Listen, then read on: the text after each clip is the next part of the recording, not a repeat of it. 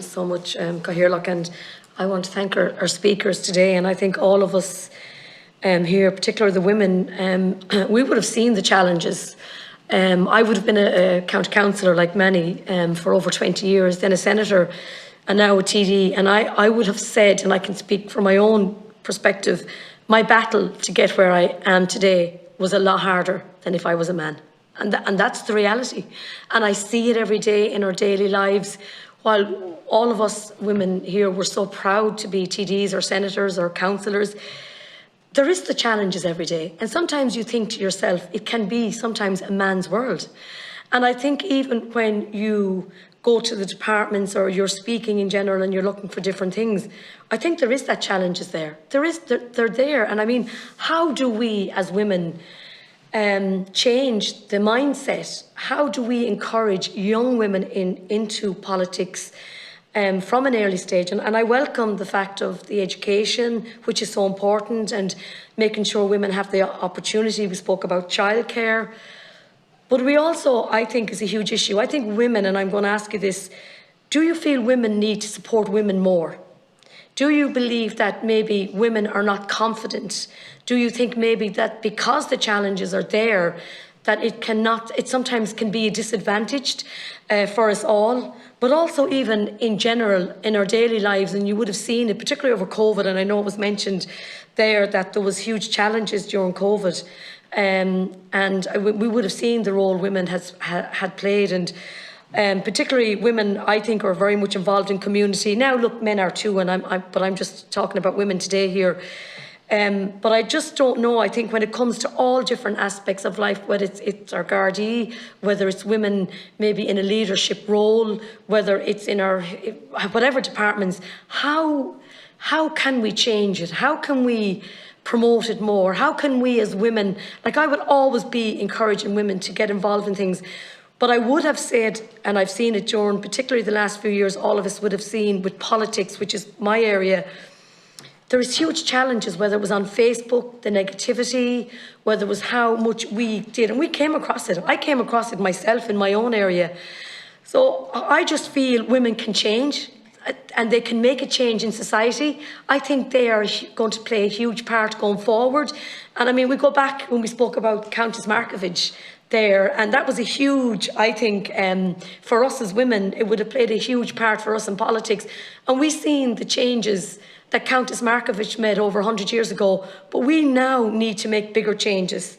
And how do we do that? And I know all of you there, and I want to say well done. You're all doing, you're doing a great job, and we're all trying to do our best. But I just think for general elections, European election, local elections, well, I'm a firm believer when women are put on the ticket. They're put on their ticket to be elected for the work they do and the love they have. I don't think anyone should be put on a ticket to be a token, as we've spoke about. I'm a firm believer, when you get your place in life, I believe whether you're a woman or a man, it's because you earned it and you deserve it and you've put the work in for it.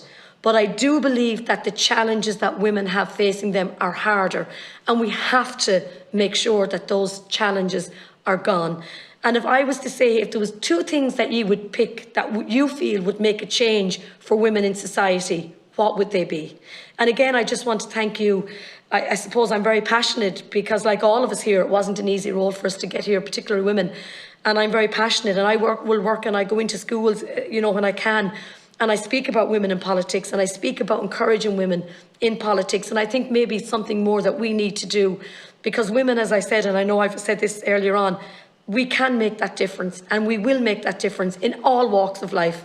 So I just want to thank you. Maybe you might come back to answer some of my questions. And again, thank you for all the work you're doing. It's crucial and it's so important. Thanks, everybody. Vivian or Miriam, do you want to start this time and then go across? Yeah, thank you for that. And I suppose, as I said earlier, our focus is on encouraging women to vote. Yes. Because, we get women in the door who think that's another country. That's an issue. Yeah, and it is an issue. So, that's where we're at. So we're, I suppose, at the pre-development stage. So we're looking at, making those spaces comfortable for women to be in. So that's why we bring politicians into the local projects, so that they're sitting in the room with women, so that women know them. You know, these are politicians from their own communities. They may never have engaged with them before that. So we're just trying to take the mystery out of it. But it is difficult. It is difficult to encourage women into politics when, you know, when you can see what's happening to women in politics. So it is, like, I suppose what we try to do is put supports in place. We try to put them in, get them into local leadership roles, and wherever that takes them, we try to support them there. And I suppose that's the stage we're at. I just think from my own point of view and others here, to any woman out there, particularly politics, because that's my area of, it's so rewarding to be a politician, whether it's a local councillor, you play a huge part in people's lives, a senator, a TD, a minister or MEP, whichever, you change lives. And I think when we get that out there and give them the chances, that's what we really need to do. And again, as you said, the challenges are there.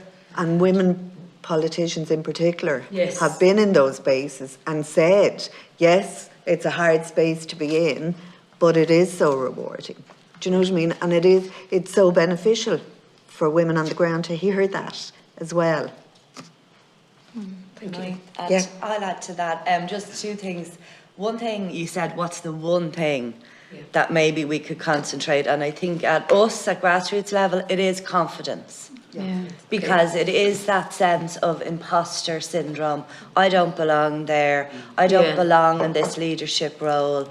I'm sticking my head up a little bit here, and it's okay if I'm fighting for something like my child's resources or something we need in the community. But then if I'm going to continue, it's that confidence. And I suppose a lot of women talk about public speaking as a huge barrier. And, you know, we try to embed that in our programmes and to try and say, look, you know, we're all faking it till we make it here. Like, it's not. And we've all done. And we're still all the time. But just to point out, as Miriam said, there's 17 groups around the country, but one group, Women's Collective Ireland Limerick, they have been running a leadership programme. So many of us are running a First Steps programme, but they're a little bit more advanced now. So they've asked women, are you interested in actually going into politics? And what can we do to support you? And Limerick have now asked other women in the organisation to say, we've got a couple of women that are saying they're interested, so how are we going to support them? So that's women supporting each other. So like what... And I think that's really kind of advanced in Limerick, that they have been having those conversations, asking what would make politics safe and how can we as a community support you to take that step on our behalf. Thank you. It's really important and positive. Rachel or Ciara, do you want to come in? Yeah, I'll come in first, please. So yeah, I mean, like, we need to name the barriers and we need to address the barriers, okay? We need to call out abuse when we see it and we need to support each other. But just to say, like, of course women aren't confident. The way that we have treated women since the foundation of the state has been abysmal. You know, you mentioned Markovich, you know, like, obviously her role in the Rising, like, you don't hear much after that. And like, most women have just been written out of history here. And that's, you know, that's a fact. I think I read somewhere there's been more Johns and Seans in All Ireland than women ever. So like, you know, there's a lot of work to do here. But I do think, you know, and I think the point you were making around merit and being on the ticket because you've earned it. I have to say, I think quotas, unfortunately, is just one of those necessary evils. We need women candidates and we need women to vote. Like, you look at the local elections in the North recently, my figure jotted down here, 31.8% of candidates ran. And 31% got elected. Brilliant. When women are on the ticket, they win. They get elected. And the only way, unfortunately, to get them on the ticket fast enough is through quotas. You know, it's the pace of change you know, I think it's about 5 election cycles for parity. That's 20 years. That's unacceptable. It's No, we a need to do generation. that, yeah. And I just say, like, nothing about us without us. And I think particularly for local government, the proximity of local government decisions to women's lives make it all the more important for women to be there. So that's just what I wanted to say. They about went on, and Corbyn. it's true. In fact, that's correct. Yeah.